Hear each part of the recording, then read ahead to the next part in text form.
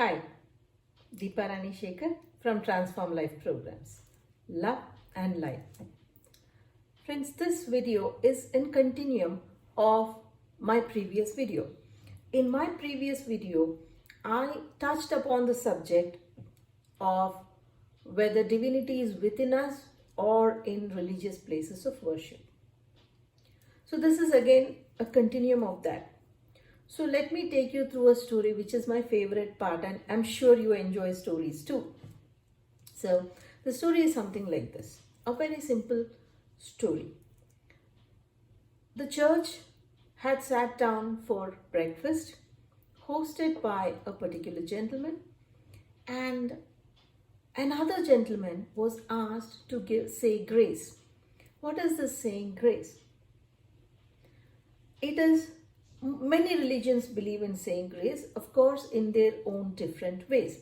It might not be the same, it could be different, but most of the religions say grace in their own different ways. Now, a Christian way of saying grace is say a prayer before and after the meal. So, this sanctifies the food, is what the belief is. Well, all the religions do it like I told you. So it was a breakfast after a Sunday Mass where a particular gentleman was hosting the breakfast and another gentleman was asked to say grace. And the pastor waited, so did the congregation. And this man who was supposed to say grace said, "Dear Lord, I hate butter." The pastor was getting a little uncomfortable. He opened an eye slightly and saw what was coming up. And next, this gentleman said, "And I hate flour." The pastor was worried, where is the conversation going? Then he said, "I hate sugar." Now the pastor could feel, even without opening his eyes, he could feel the whole room getting uncomfortable, all the people in the room getting uncomfortable. But sometimes when you let somebody handle the mic or take the center stage, it's very difficult to bring them back. Well, I know that because I have been teaching in a college for a very long time, have been teaching in various capacities at various academic levels, and most of the times I would be emceeing the program. Though the itinerary would say 2 minutes or 5 minutes, the guests would go on and on talking while the head of the institution or whoever is the person of authority would ask me to stop the person. Who am I to go and tell him it? And he would just, people who were enthusiastic with the mic would just ignore me and brush me away. So similarly, once you put a person in front of a mic or center stage, it's a challenge to stop them, especially if they are bound to go the wrong way. So everybody was getting uncomfortable as to where the conversation is going, where the grace is going. It was kind of everything was going the opposite way. And then he said, "I hate milk. I hate the essence. I hate the eggs." And then everybody was, now what's happening? They were all worried. And then he said, "But when all this is mixed, I still hate it." So now everybody got really, really sweaty and the stress was building up. Even when it is mixed, I hate it. But then when it is baked golden brown into a nice cake, I love it. I love it, is what he said. Everybody heaved a sigh of relief. And he said, "That's how I like my food to be. When it is individually as ingredients, I don't like it." So friends, my message and question to you is it that different things happening in different time zones in our life? Is it like this flour and eggs and sugar and milk and butter? Mixing it also sometimes will not give us the actual effect.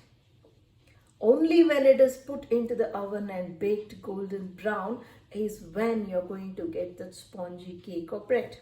That's when it tastes divine. So, is that what God is doing to us? In our life, does He give us different ingredients? Allow us to mix it or mix it Himself for us?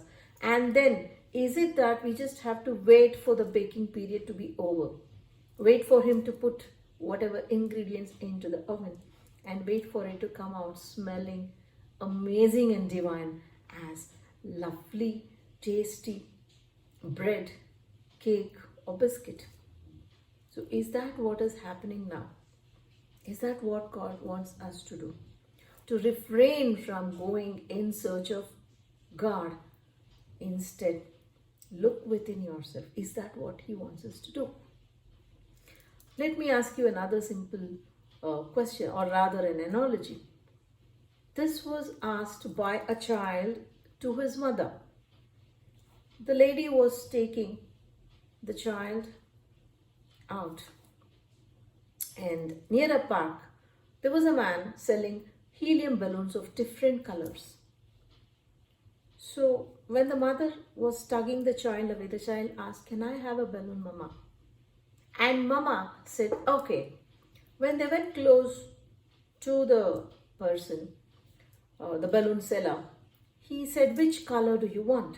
And the child asked, "I like black color, but would black color go up?" And the balloon seller smiled at the boy and said, "My young friend, it's the helium inside that makes the balloon go up. It's not the color of the balloon." Is that a message for us too? What is inside is what matters, not what is on the outside.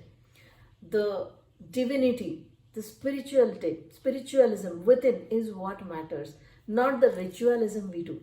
Like I mentioned in my previous video also, the ritualism was concocted by the society to have power over humankind, to give an order, to maintain an order. They did not want people to be individualistic and free. They wanted dependency. So they created a fear. And have we been following it without even knowing that divinity is deep within? So is it now the time for us to break free from these shackles of all religious places and tap deep into our own divinity and progress in our own spiritual awakening and spiritual path? Is that something we have to delve upon? It can also mean paradise or hell is very much here. It is only the response that creates paradise or hell. To know what is this paradise and hell at the same place, at the same time, wait and watch for my video, which will follow this very soon. Thank you for joining me, Deepa Rani Shekar from Transform Life Programs.